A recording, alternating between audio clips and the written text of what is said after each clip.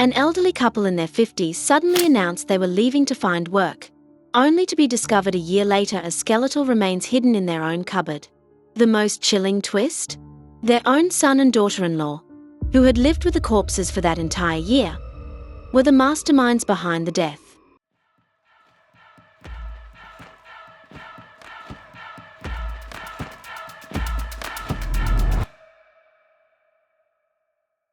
In August 2009, in a small village in Dashikyaro City, Liaoning province, a man named Soon Chang-fu paid a visit to his elder brother's home.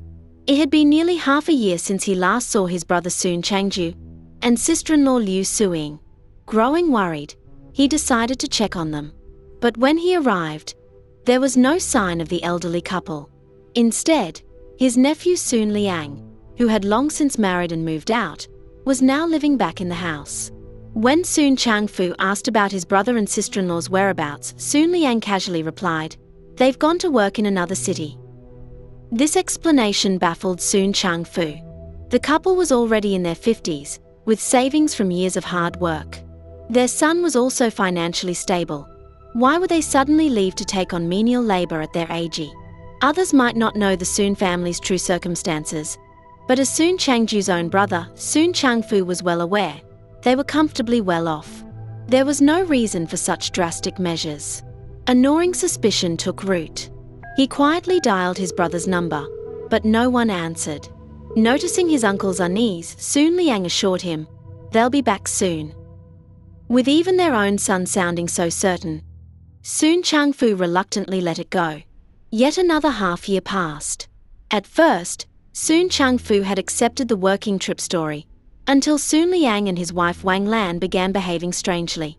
They sold off the family's stored grain and farming tools, leased out their 12 acres of farmland, and even started collecting debts using Soon Changju's old IOUs. Soon Chang-fu knew better. His brother and sister-in-law had scrimped their whole lives to build that modest safety net. They'd never allow such reckless disposal.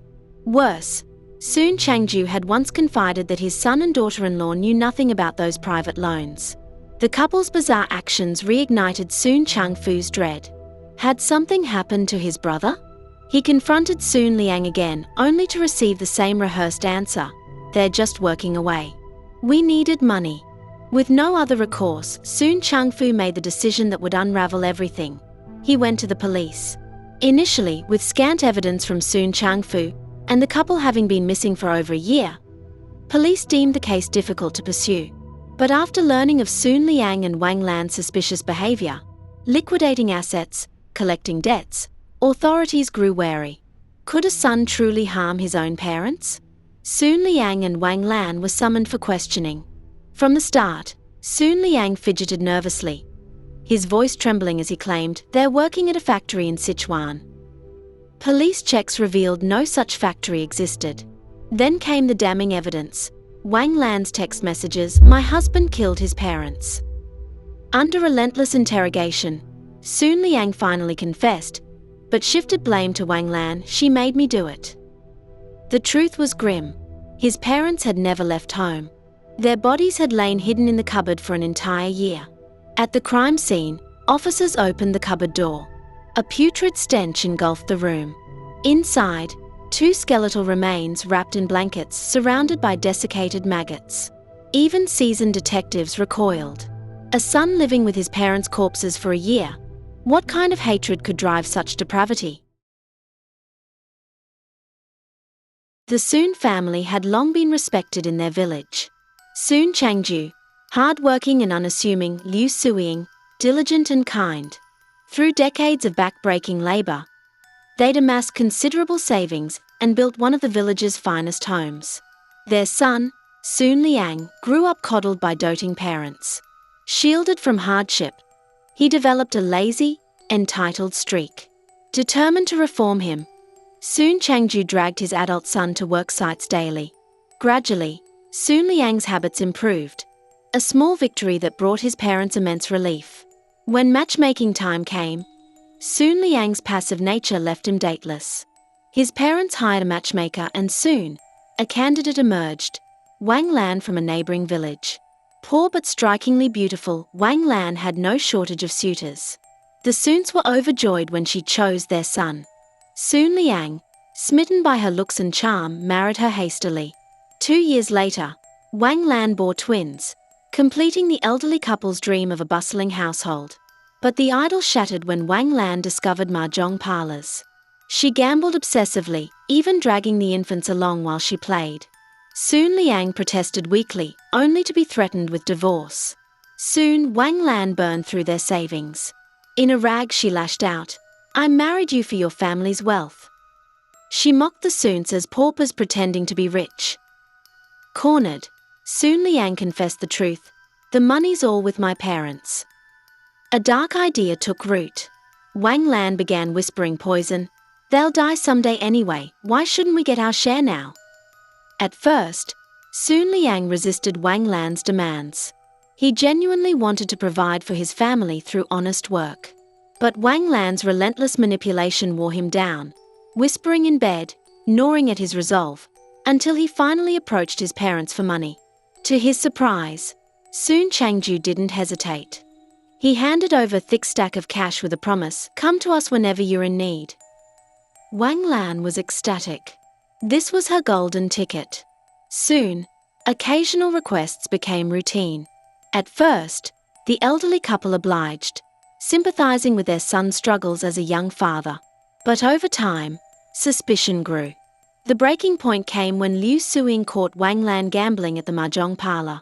A few discreet questions revealed the horrifying truth. Tens of thousands lost in mere months.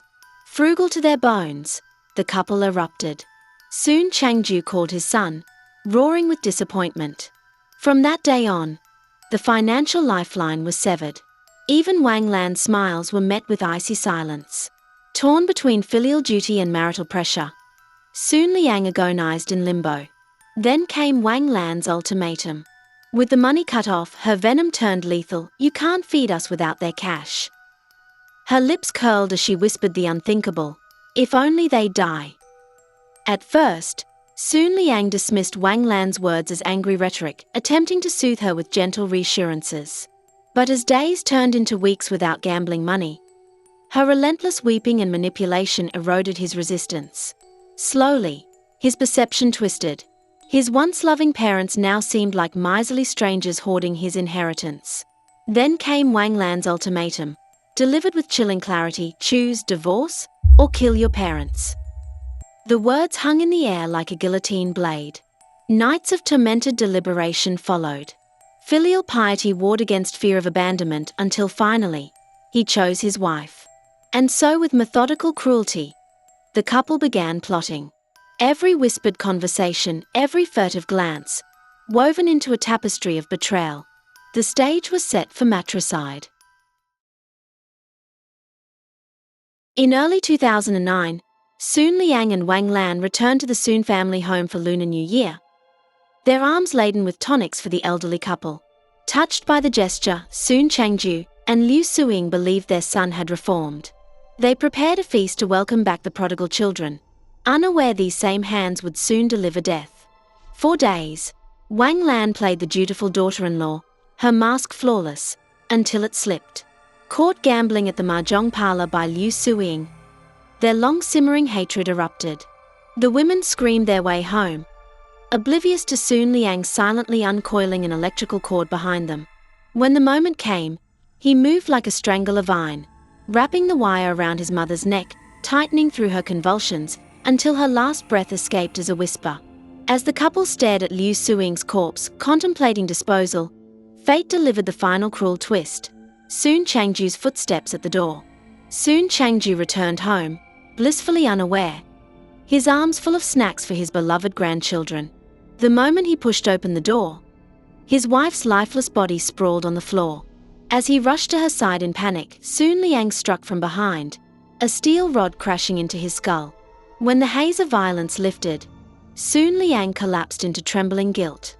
Wang Lan, coldly pragmatic, dragged out quilts from the wardrobe. "Wrap them up," she ordered. The bodies were stuffed into the cupboard, hidden like shameful secrets. Then came the plundering. Wang Lan ransacked the house, her hands trembling not with remorse but greed, as she uncovered stacks of cash and bank books. Soon Liang, meanwhile, found the villagers' IOUs in a small wooden box. And so began their reign of indulgence, funded by blood money, their children playing mere feet away from the cupboard that held their grandparents' remains. Even the elderly couple's substantial savings could not sustain Sun Liang and Wang Lan's reckless extravagance. They burned through half a lifetime's frugality in months, yet Wang Lan, now addicted to luxury, refused to return to poverty. In desperation, they turned to the family's remaining assets, leasing out every inch of farmland, hounding villagers to repay decades-old debts. Blinded by greed, they failed to realize their erratic behavior had already raised suspicions, especially from Sun Changfu and the watchful community. But secrets, like corpses, do not stay hidden forever. When police finally apprehended them in 2010, the truth unraveled: a son butchering his parents for money. At trial, Sun Liang confessed through tears, earning a death sentence. Wang Lan, though her hands never touched the weapons, was convicted of incitement and sentenced to death with a 2-year reprieve. Yet even then, she showed no remorse, shrieking accusations at her husband, as if lies could wash blood from her ledger. The court saw through her. The verdict was clear. She had planted the seed in Sun Liang's mind. In the end, this was a tragedy of twisted love and bottomless greed. Sun Liang, so desperate to please his wife, forgot the first law of nature: even beasts care for their kin. Wang Lan, seeing only gold and human bonds, orchestrated a family's destruction. At the end, justice was waiting for them, not with open arms but with a bullet's cold embrace.